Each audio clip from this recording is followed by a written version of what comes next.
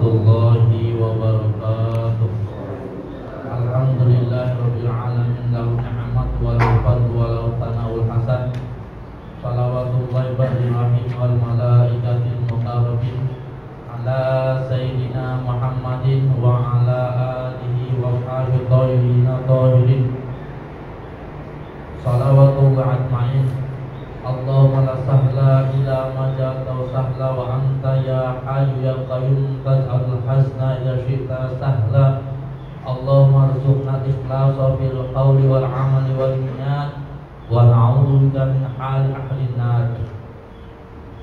Para jamaah sekalian yang dirahmati Allah Subhanahu wa taala, mari kita panjatkan puji syukur kepada Allah Subhanahu wa taala hingga pada malam hari ini kita masih diberikan nikmat sehat afiat sehingga kita dapat berkumpul dalam rangka thalabul ilmi yang dibantukan oleh Allah Subhanahu wa taala. Tentunya keutamaan kita mencari ilmu adalah lebih utama dibandingkan orang yang melakukan sholat sunnah 1000 rakaat. Sehari semalam pun kita sepertinya tidak sanggup untuk melakukan sholat sunnah 1000 rakaat, tetapi kita duduk di majlis ta'lim, kita mendapatkan pahala serta ganjaran yang begitu mulia, bahkan lebih besar dari itu. Oleh karenanya setiap kita hadir dari majlis-majlis ta'lim yang diadakan di mana saja, mari kita hadirkan niat ikhlas karena Allah Subhanahu wa taala untuk mencari ridha Allah Subhanahu wa taala dan juga untuk rasa syukur kita kepada Allah Subhanahu wa taala. Oleh karenanya mari kita baca surat Al-Fatihah untuk rasa syukur kita kepada Allah Subhanahu wa taala. Semoga Allah selalu menambahkan nikmat-nikmat yang lain kepada kita. Ala hadiniyah wa ala kulli nabiyyyin shalih. Al-Fatihah. A'udzu billahi minasyaitonir rajim. Bismillahirrahmanirrahim. Alhamdulillahirabbil alamin arrahmanir rahim maliki yaumiddin. Iyyaka na'budu wa iyyaka nasta'in ihdinas siratal mustaqim siratal ladzina an'amta 'alaihim ghairil maghdubi 'alaihim waladdallin. Amin. Para jamaah sekalian, pembacaan kita langsung pada Baha. Bismillahirrahmanirrahim. Qala al-mu'allif rahimahumullah ta'ala wa damana bikum bidarin qala radhiyallahu ankum fa hadha mukhtasarun jami'un li aghlabi daruriyati allati la yajuzu li kulli mukallafin jahluha min al-i'tiqadi wa masail fiqhiyatin min at-taharati ila haji wa syai'in min ahkamil muamalati ala madal Imam Syafi'i radhiyallahu anhu. Para jamaah sekalian, pengarang kitab ini adalah meringkas yang memuat sebagian besar pokok-pokok ilmu agama, meringkas pokok-pokok ajaran agama yang seseorang dari kita, bagi yang mukallaf adalah orang yang balik, berakal, ya, dan juga balik, berakal dan sudah sampai kepada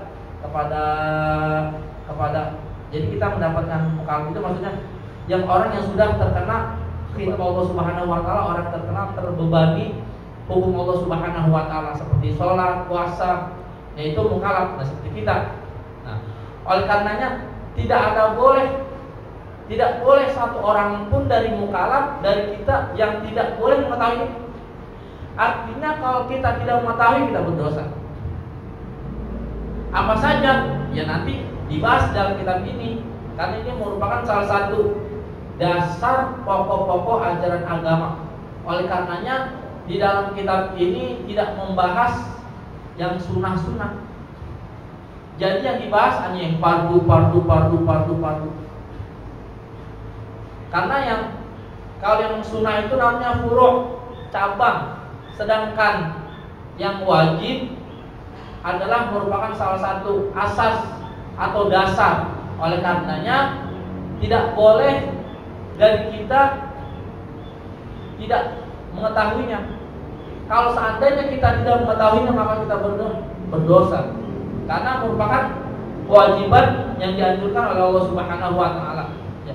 Baik dari segi i'tiqad, keyakinan kita tentang Allah Subhanahu wa taala. Keyakinan kita tentang Nabi Muhammad SAW, keyakinan kita tentang para malaikat, keyakinan kita tentang para kitab, tentang hari kiamat, dan juga dengan takdir Allah Subhanahu wa taala. Itulah keyakinan-keyakinan yang tidak boleh seseorang berlawanan dengan ajaran Rasulullah SAW. Tidak boleh seseorang tidak tahu dalam masalah ini. Oleh karenanya wajib bagi kita untuk mengetahui dan mempelajari ilmu yang daruri ini. Artinya daruri itu pokok. Baik dalam segi i'tiqad, akidah, wa masalah fikhiyatin, masalah fikih dari bab thaharah sampai kepada haji, dan sebagian daripada hukum-hukum muamalat. Ya, hukum muamalat seperti apa? Seperti nanti kita masalah nikah, ya, masalah jual beli, itu namanya munakahat. Masalah muamalat itu jual beli, nanti ada unsur ribanya tidak di situ jual beli. Kemudian ada apa lagi? Ada tukar ya kan? Ada namanya apa? Kalau tukar itu tukar ya, saling tukar, barter. Nah, kemudian barter ini harus dengan apa? Kan gitu. Ini semuanya harus kita ketahui. Kalaulah kita tidak mengetahui, kita barter aja tapi kita tidak mengetahui ilmunya, maka barter tersebut akan jatuh menjadi haram. Jual beli begitu pun juga. Ketika seorang jual beli, maka harus tahu transaksi yang dilakukan oleh si penjual dan si pembeli. Makanya betapa banyak transaksi-transaksi yang buruk, transaksi-transaksi yang akhirnya di dalamnya terdapat tipuan-tipuan. Hal seperti ini pada dilarang oleh Rasulullah SAW. Ketika itu para jamaah sekalian, salah seorang dagang korma. Nah, korma yang bagus-bagus ditaruh di atas sama dia, ditaruh di atas. Kemudian yang jelek-jelek ditaruh di bawah. Sehingga ketika seorang melihat, wah bagus semuanya, padahal ketika dibeli diambil dari yang bawah. Nah, kok ini nggak sesuai dengan yang tadi? Itu buruk, haram. Kita kayak seperti kita beli duku, ya kan? Atasnya cakep-cakep gitu ya. Kemudian pas dikeruk, lah kok duku kok begini-begini kan? Tadi pas waktu kita beli bagus-bagus tuh, kok ini hasil begini? Ya itu buruk. Bagaimana seperti itu? Haram. Ya, makanya kata Nabi seperti itu. Nah, orang yang seperti itu ketika Sayyidina Umar diusir, kamu jangan dagang di pasar ini. Kamu jangan dagang di pasar ini karena kamu belum mengerti tentang masalah jual beli. Diusir orang tersebut. Kenapa? Karena ada hal-hal unsur tipu, nggak boleh. Nah, begitu juga para jamaah sekalian, masalah taharah, masalah bersuci. Banyak sekali bersuci yang kita abaikan. Ya, ketika seseorang membuka keran itu, ya, ketika dia berwudu membuka keran sampai pol itu, ya kan? Sampai ngocornya sampai banyak benar, ya kan? Sehingga ketika dicaup itu airnya tumpah semua atau bahkan banyak. Ya. Dia berpikiran begini, ketika seseorang melakukan wudu dengan banyak menggunakan air, maka pahalanya lebih banyak. Justru tidak. Justru orang yang berwudu dengan sedikit menggunakan air itu pahalanya lebih banyak. Orang berdalih mungkin begini, wah itu kan buat ibadah, makin banyak berarti makin besar pahalanya. Tidak. Justru dalam berwudu, ketika seseorang menyingkatkan atau mensedikitkan airnya, maka wudunya itu pahalanya lebih besar. Nah, kemudian dalam berwudu di kitab ini nanti tidak dibahas, tidak disinggung masalah sunnah seperti telinga, kemudian hidung, kumur-kumur. Karena Allah Subhanahu wa taala menganjurkan ya, waqsilu wujuhakum, ya kan? Waqsilu wujuhakum wa aydiyakum. Basuhlah mukamu, wa aydiyakum, dan kedua tanganmu, ya kan? Wamsahu birusikum, pusat kepala, wa arjulakum, dan basuhlah kedua kaki. Itu anggota wudhu yang wajib. Nah, makanya kalau seandainya seseorang dia melakukan wudhu, mukanya, ya, kemudian tangannya, kemudian dia tidak mengusap telinga, nggak apa-apa. Ya, dia tidak mengusap tengkok ini, kan nggak ada sunnah, nggak apa-apa. Atau dia tidak kumur-kumur, nggak apa-apa. Nah, karena yang fardu, yang wajib itu adalah sebagaimana yang disebutkan oleh Allah dalam Al-Quran.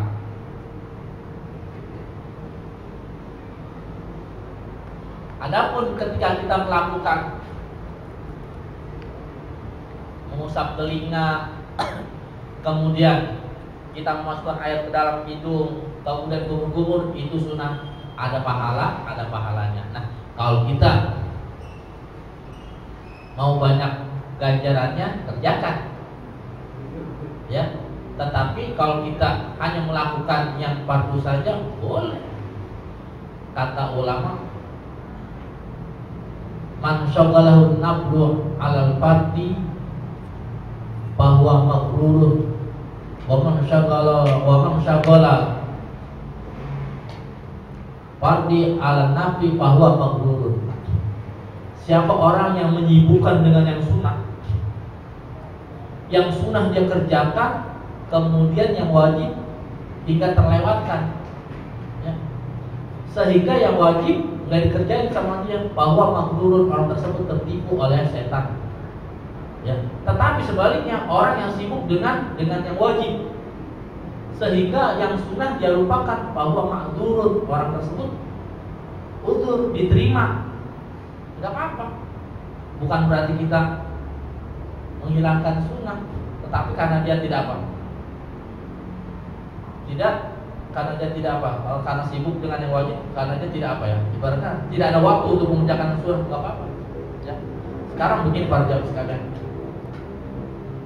orang-orang yang menuntut ilmu begedung, kalau kata saya, tahu ilmu begedung? Ilmu yang agak kulabu, ya, ilmu gampang ditembak lah, ilmu gampang dibacok lah, ya. Mereka puasa 40 hari. Puasa sunnah apa wajib itu? Sunnah. Ya, mereka kuat. Ya, 1 hari, 2 hari, 3 hari, 40 hari. Ya kan? Kemudian ditambah lagi terus saja, ya. Begitu. Tetapi giliran puasa Ramadan beratnya sangat luar biasa. Ya. Luar biasa sampai nggak mampu. Dia berkomentar apa? Gua kalau puasa yang buat ngerjain ilmu apa aja, setahun udah kuat. Tapi di Ramadan gua gak kuat, luar biasanya Ramadan. Ya, emang udah disadar Allah Subhanahu wa taala. Ya, dia kira bagus benar kali. Ya. Artinya apa?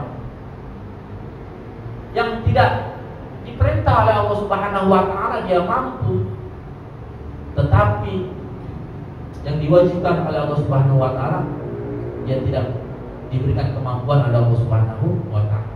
Nah, itu Pak jamaah sekalian. Kemudian ketika kita berwudu, ya, mari kita sempurnakan wudu kita. Isbahul wudu, sempurnakan, ya. Nanti disebutkan artinya batasan kepala mana, ya kan? Batasan kepala ini adalah batas atas, batas panjang, mulai dari tumbuh rambut. Kalau seandainya tumbuh rambutnya di sini bagaimana? Di sebelah sini. Umumnya kan di sini orang-orang rata-rata. Umumnya mana? Nah, di sini. Kemudian sampai sampai apa? Sampai janggut, sampai sini. Kemudian lebarnya dari anak telinga kiri sampai dengan anak telinga kanan. Anak telinga apa ya? Pentil kuping kalau kata kita, ya kan? Nah, jadi walaupun makanya wudunya juga harus dialirkan airnya. Walaupun umpamanya ayatnya hanya apa? Hanya salah satu caur saja. Di sini boleh kita alirkan, walaupun alir tangan. Ya, kemudian ini. Gak apa-apa. Rasulullah ketika berwudu hanya beberapa, ya di jirba itu hanya beberapa itu saja kan. Kenapa cukup gitu? Ya, cukup. Kenapa kita tidak? Ya. Ini kebanyakan orang-orang kita karena memang banyak air, ya, jadi pakai air semaunya saja, ya. Mumpung air banyak, dia apa? Dia tidak sia-siakan langsung banyak begitu saja. Ya. Padahal itu mengurangi pahala. Ya. Jadi harus kita ratakan basuhan. Nah, inilah basuhan yang wajib satu kali. Ya.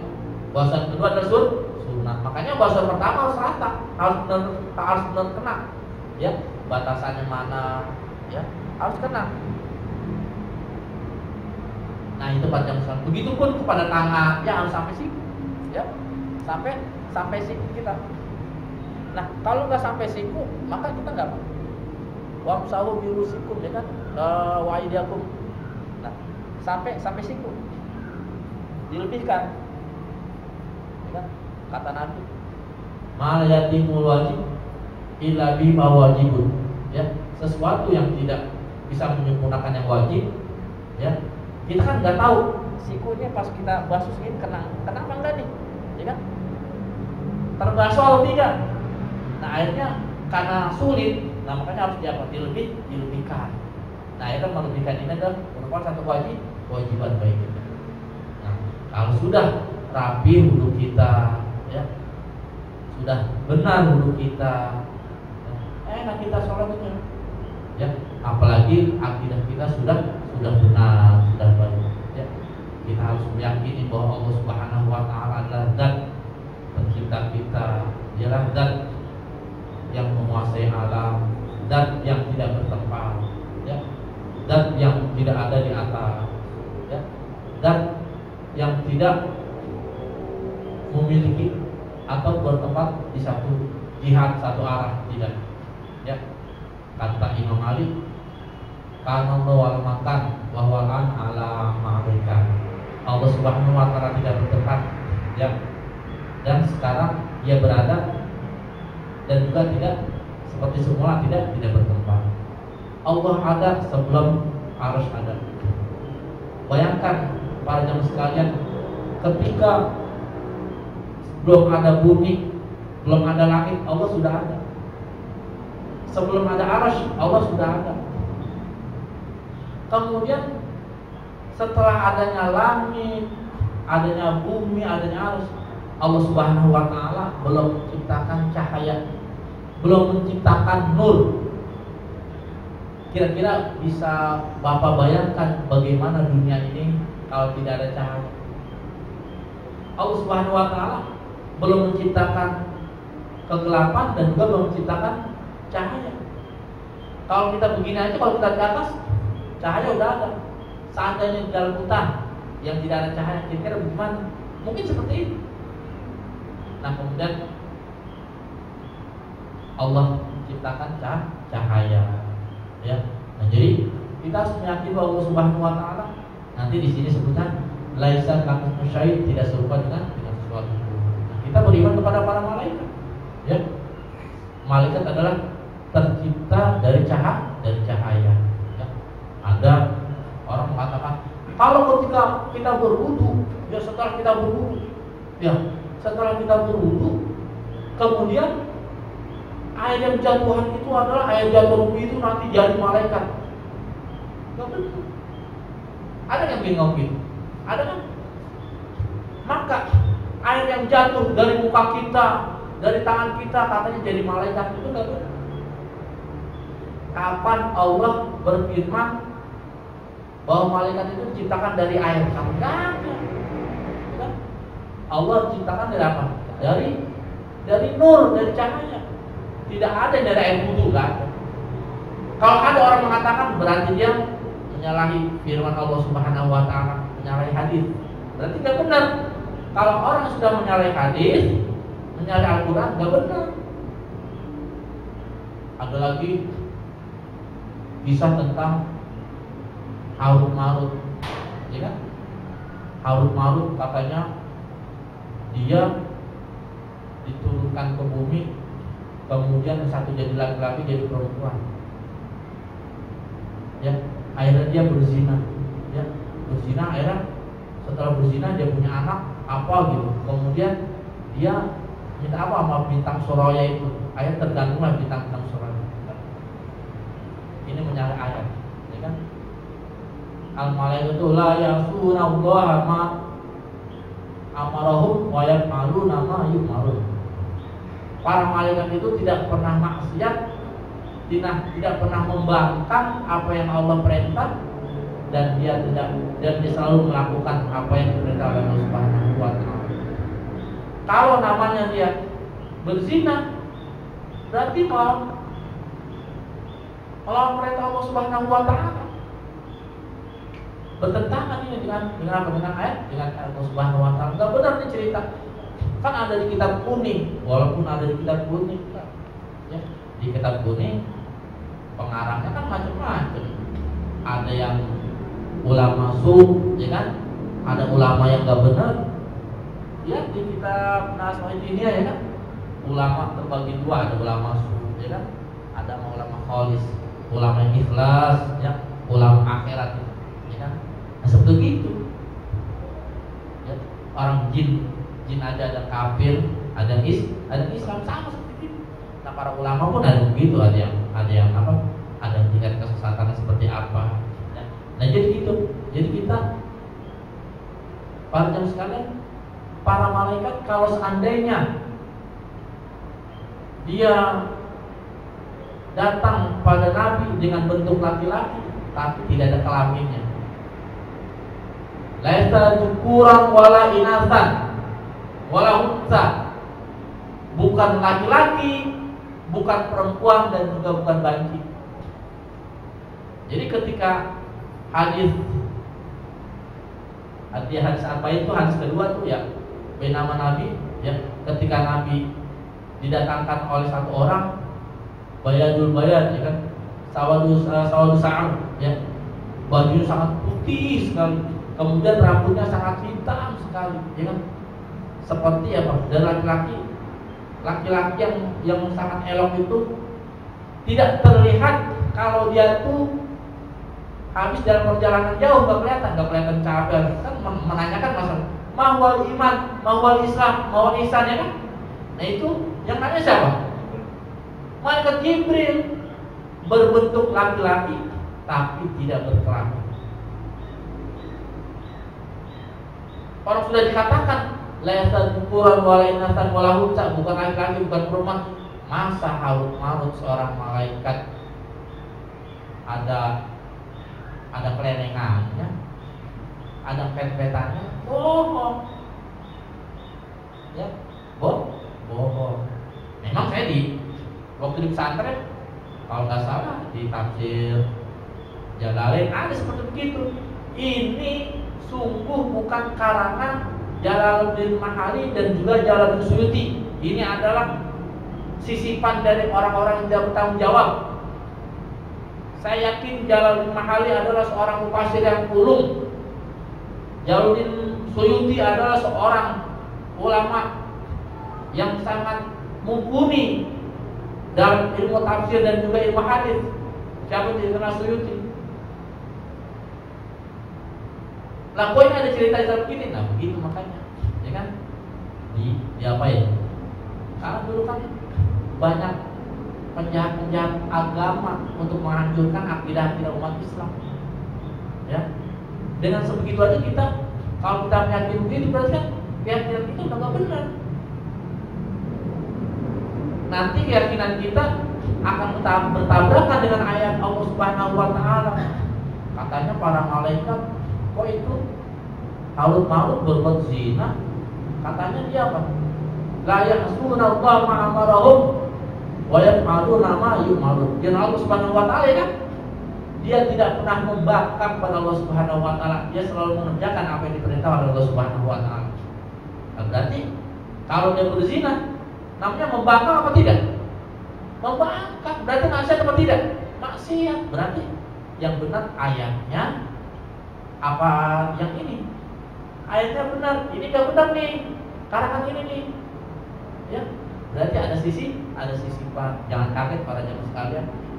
Kalau di kitab kuning itu terdapat tahrif sifat-sifat dari orang-orang yang bertanggung jawab banyak.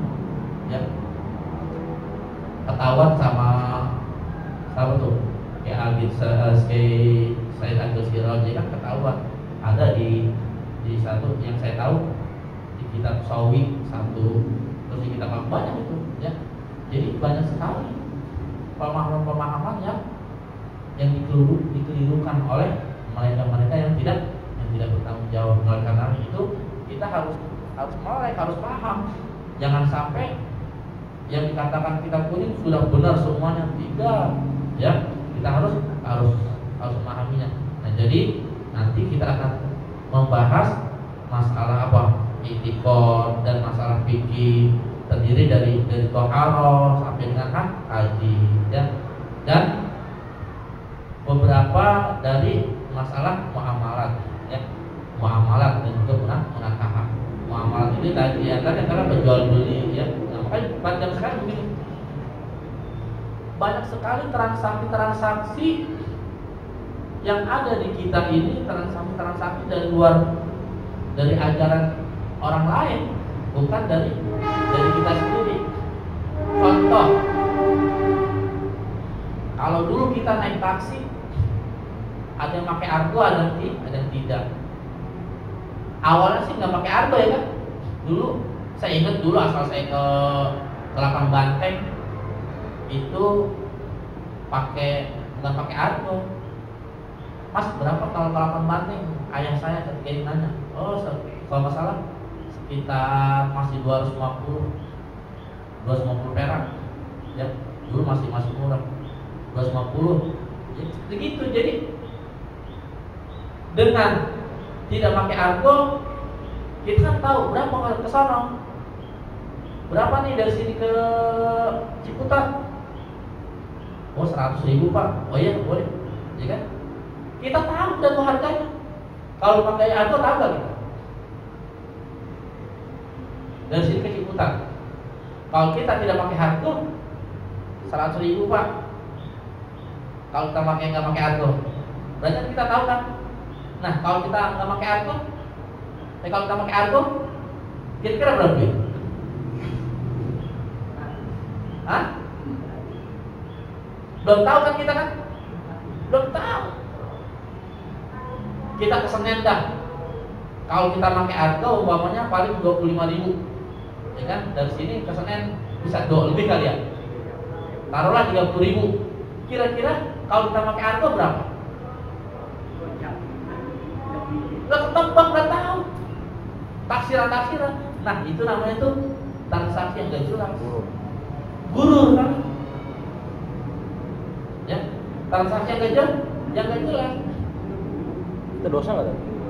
Yang transaksinya batal. Gurur. Ada unsur penipuan. Nah, kalau mau kita nggak usah pakai argo, borongan istilah kalau kata orang sekarang. Makanya pakai ini. Ya, atau kita sering belanja di rumah sakit, yang saya tahu itu di rumah sakit ya. Ketika kita beli minuman Coca-Cola ya kan, kita pencet, kita belinya sama siapa? Masa kita transaksi sama lemari? Kita transaksi sama kulkas ya. Lagi itu udah ada itu ya. Ada transaksi yang tidak sah, makanya seperti itu ya. Nah, jadi banyak seperti itu transaksi yang apa, yang justru bukan dari ajaran Islam ya. Kenapa transaksi yang sudah benar, yang diatur oleh agama Islam tidak kita pakai, seperti barter ya kan? Barter nggak boleh dengan sejenis ya kan. Contoh umpamanya Bapak barter dengan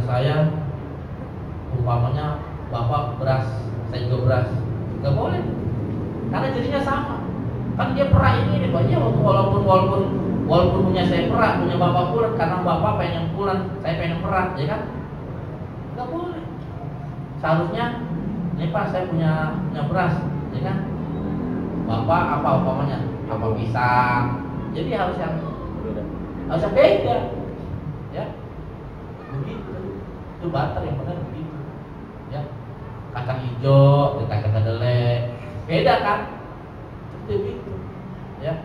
Ubi dengan singkong atau ubi dengan kacang panjang apa? Ya, ubi dengan kelapa. Jadi begitu, ya. Banyak sekali Pak transaksi yang apa? Yang justru tidak dibenarkan oleh agama yang tersebar di lingkungan kita, ya. Nah, adapun masalah jual beli,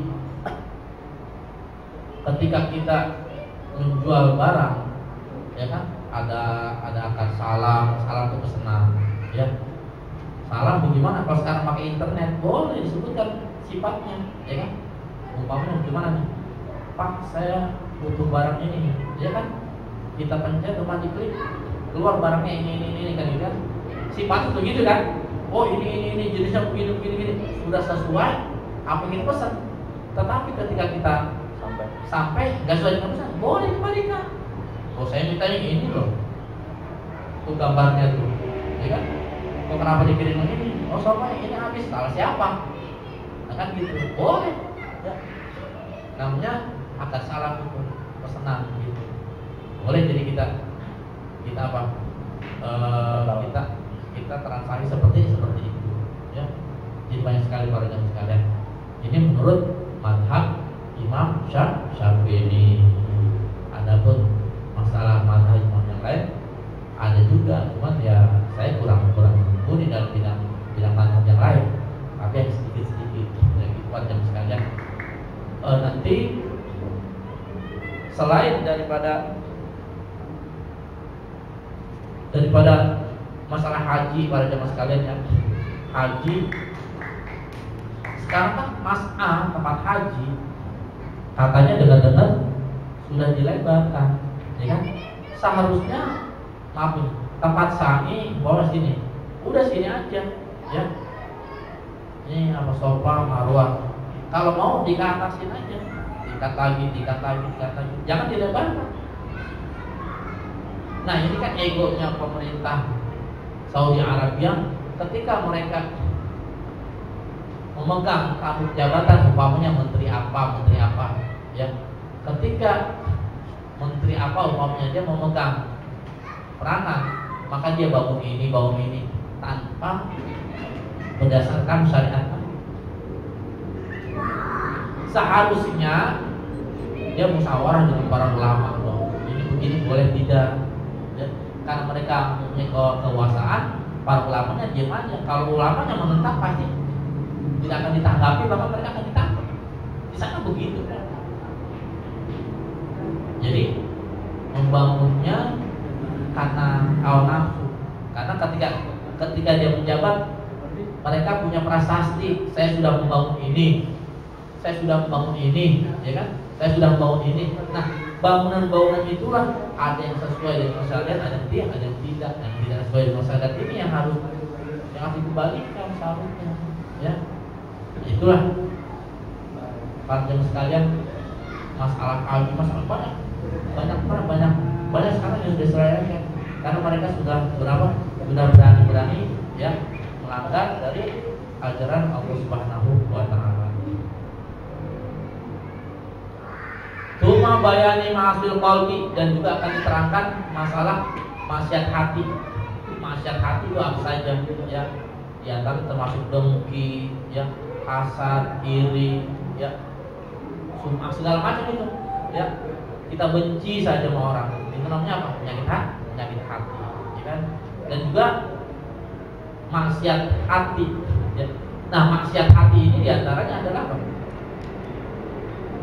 Tadi kita suka ngomongin orang, mendengar omongan orang, ya kan? Atau kita ria, ini maksiat hati, ya. Ria, maksiat hati. Kemudian ada lagi maksiat jawarih, ya, maksiat anggota badan, kalisan seperti lidah, ya. Lidah maksiatnya pasti untuk apa? Ngomongin orang, ngadu sama orang, ya, menjadi provokator, ya, maksiat lidah itu. Makanya kata Imam Ghazali, al-lisan kabirul kathirul qalilul jirmi kathirul ilmi. Lidah itu bentuknya kecil, ya, tapi akibatnya besar, ya. Lidah ini bentuknya kecil, tapi bahayanya sangat luar biasa, ya. Dengan lidah orang bisa tercebur di neraka, dengan lidah orang bisa masuk penjara, dengan lidah orang bisa bertengkar antara suami dan istri. Gara-gara lidah sekarang anggota DPR daripada berantem, daripada ribut, gara-gara lidah, ya kan? Barangnya kecil, tapi akibatnya dahsyat, ya. Itu kemudian masalah anggota yang kan mata, ya. Mata maksiatnya dengan apa? Dengan melihat, perhatikan dari atas ke bawah, dari bawah ke atas, terus diperhatikan. Ayo timbul, ya, dari mata pertama melihat, ya, keasikan melihat, ya. Kemudian dia pengen tahu. Akhirnya apa? Lari ke tangan. Terus akhirnya jatuh kepada maksiat beneran, ya. Jatuh sampai kepada zina, ya. Ya. Zinatul ain. Ya, zina mata apa? Yanzur, melihat, ya kan? Nah, ini kebanyakan kebiasaan orang-orang lelaki yang tidak berakhlak. Ketika melihat wanita kan sangat sulit, masya Allah, cuci mata, ya, cuci mata, haram padahal, ya. Kita sudah punya istri di rumah masih ngeliatin istri orang, ya. Kayaknya istri orang lebih cakep daripada istri kita, ya kan? Rumput tetangga lebih hijau daripada rumput di rumah. Jadi seperti gitu. Makanya setan akan selalu bicara kepada kita, ya. Mata dari mata akhirnya apa? Turun ke hati, ya. Turun ke hati membisikkan, ya. Suruh pegang, ya. Sudah segala macam, dah akhirnya apa? Maksiat besar, ya. Seperti itu pada zaman sekalian. Makanya apa? Diajarkan di sini, ya. Mari kita pelihara agar kita anggota badan kita agar selamat, ya. Nah, inilah yang termaktub dalam kitab ini, tidak begitu banyak, sedikit saja. Namun, ya, hasilnya sangat luar biasa, ya. Ini adalah kebiasaan kita orang Hadramaut, ya, yaitu pengarangnya Abdullah bin Husin bin Thahir, gurunya Habib Usman Kuat. Habib Usman yang mengarang sifat 20. Inilah gurunya dia. Nah, oleh karenanya sangat bersyukur kita, ya, kita bisa belajar dengan gurunya, ya. Siapa? Abdullah Usman bin Yahya. Ini apa dia sekalian? Nanti akan dibahas. Mungkin ini saja sebelum bisa. Mungkin dari jamaah ada yang bertanya dari hal-hal yang sudah saya paparkan. Nanti ke depan kira-kira dengan seperti apa supaya kita nanti ini yang bisa saya jawab. Kalau saya tidak tahu, saya bilang nggak tahu. Saya bukan merasa kepintaran, saya bukan merasa mumpuni, tidak. Kalau saya bisa, saya jawab. Kalau enggak, saya nggak tahu. Jadi, wah, Ustaz gimana nggak bisa? Saya nggak mau. Dalam masalah ini Ustaz nggak tahu, saya tidak malu. Saya bukan mama dede yang selalu menjawab ini dijawab. Enggak. Imam Malik, para jamaah sekalian, ketika ditanya 80 permasalahan, yang dijawab cuma 8. Bayangkan, Imam Malik sekali berimam, ya, lah saya nggak tahu. Kalau kita ngerti, ya, silakan Bapak. Tadi yang mengenai naik taksi itu gimana, Pak? Ya, makanya transaksi gurur. Yang lebih baik adalah borongan. Sebab kan Bapak, kalau Bapak naik taksi dari sini umpamanya ke Senen, ya kan? Berapa nih Pak? 30 Pak. 25 ya? 30 dah. Artinya transaksi yang tidak dibenarkan kan kita kalau seandainya pakai Argo, kita kan belum jelas Pak. Apakah Bapak sudah tahu kalau pakai Argo tuh pasti segini? Kan buat taksir-taksiran, ya kan? Artinya kan kalau kita jual beli ini harus transparan. Padahal kan kalau nggak pakai Argo itu nggak boleh sebenarnya sama perusahaan. Nah itu kan salah perusahaan, makanya kita nggak usah apa. Kita nggak usah pakai taksi gitu. Kenapa? Nggak usah naik taksi. Gitu.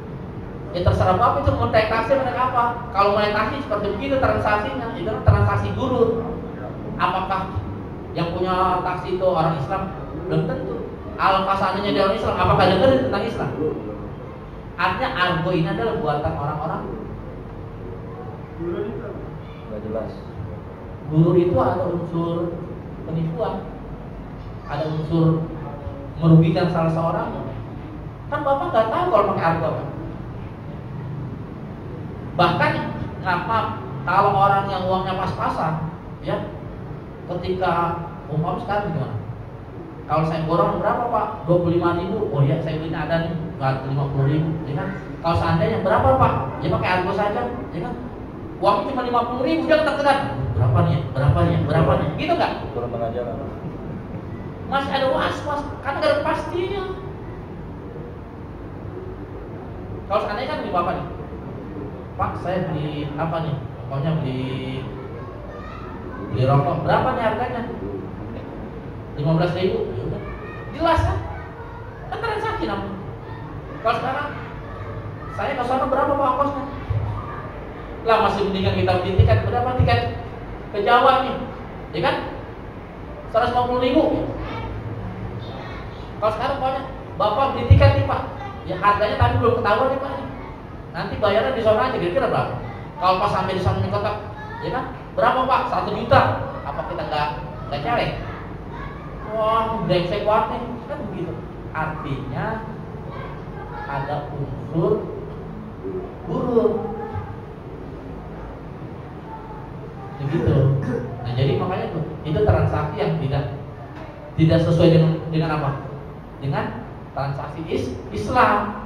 Itu maksud saya. Nah, jadi kaitkan itu seperti taksi gimana? Itu nggak usah situ. Lah kalau mau situ ikutin acara Islam seperti begini. Lo berarti banyak yang halal. Makanya masuk surga susah. Sulit masuk surga. Ya, kalau mau makanya yang benar, cara transaksi yang benar, cara uang yang benar. Ya, memang halal dia. Ya, tetapi cara apa? Cara transaksinya itu gak benar. Gitu mau saya Pak. Transaksi itu gak benar, tidak sesuai dengan transaksi Islam. Berarti mereka semua gak benar dong. Karena dia tidak sesuai dengan syarat Islam gitu. Ya. Sebenarnya kita naik ojek Pak. Karena udah biasa, kita nggak bicara harga, naik aja gitu. Itu boleh. Bapak naik aja.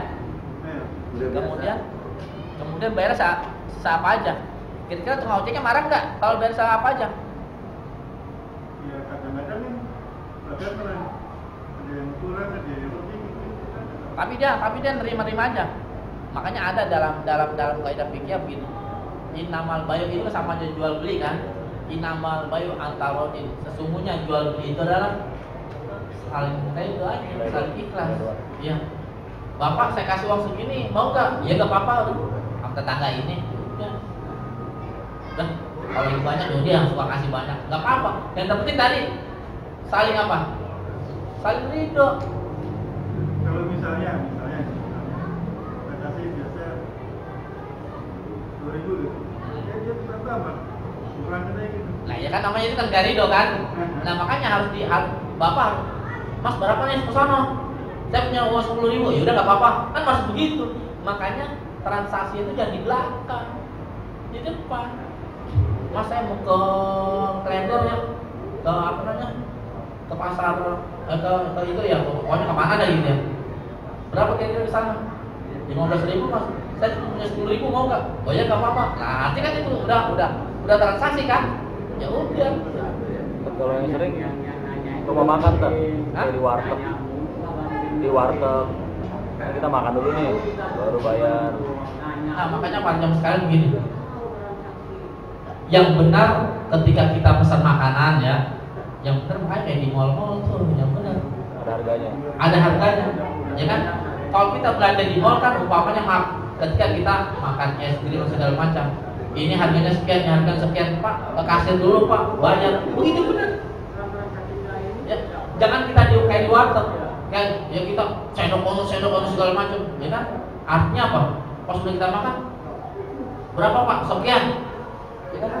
Makanya harus tahu. Bukannya kita rewel, bukan kita rewel.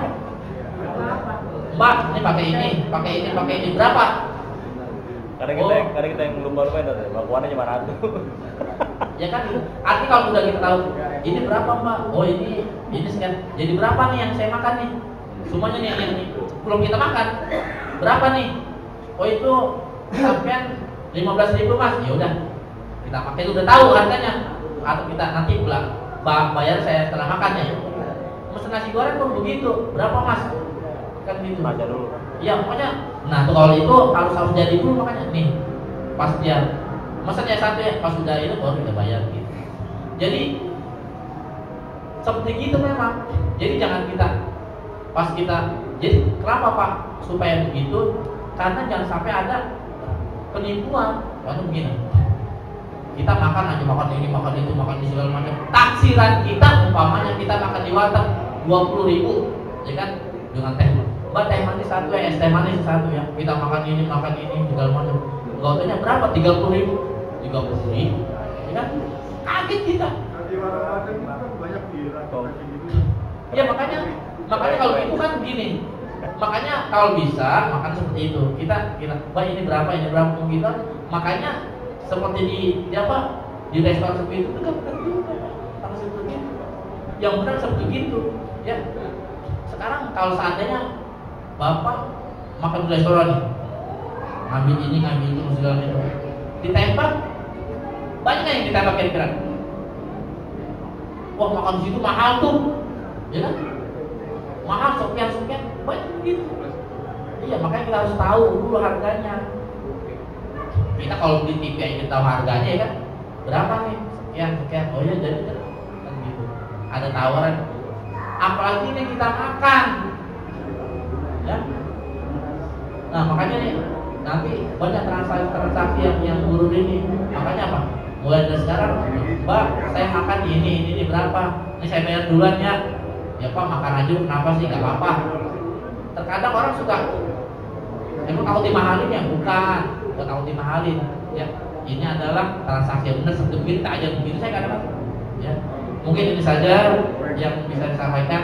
Mudah-mudahan ilmu yang kita dapat pada kesempatan malam hari ini bermanfaat bagi kita. Mari kita tutup dengan pembacaan La ilaha illallah, La ilaha illallah, La ilaha illallah. Allahumma salli ala Sayyidina Muhammad wa ala alihi wa sahbihi wa sallim. Allahumma salli ala Sayyidina Muhammad wa ala alihi wa sahbihi wa sallim. Allahumma salli ala Sayyidina Muhammad wa ala alihi wa sahbihi wa sallim. Rabbi ighfirli wa liwalidayya wa lil mu'minina wal mu'minat. Rabbi ighfirli wa liwalidayya wa lil mu'minina wal mu'minat. Rabbi ighfirli wa liwalidayya wa lil mu'minina wal mu'minat. Walhamdulillahi rabbil alamin. Wassalamualaikum warahmatullahi wabarakatuh.